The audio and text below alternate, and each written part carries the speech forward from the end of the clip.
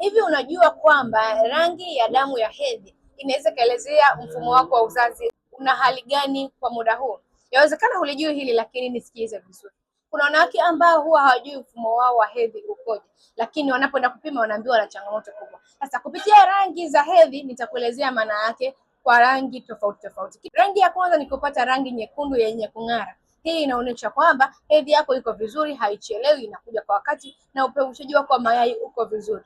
Lakini kama unapata rangi nyeusi ama kijivu, hii inaonyesha kwamba una changamoto kwenye via vyako vya uzazi. Aidha hedhi yako inachelewa, ama una maambukizi ya PID, ama pia una changamoto ya uvimbe kwenye via vyako vya uzazi, na ndio maana unapitia hiyo rangi ya mabonge ambayo ni nyeusi. Kwa hiyo unaweza kufika kituo cha afya ukaanza kupima ujue ni kitu gani ambacho kinakusumbua.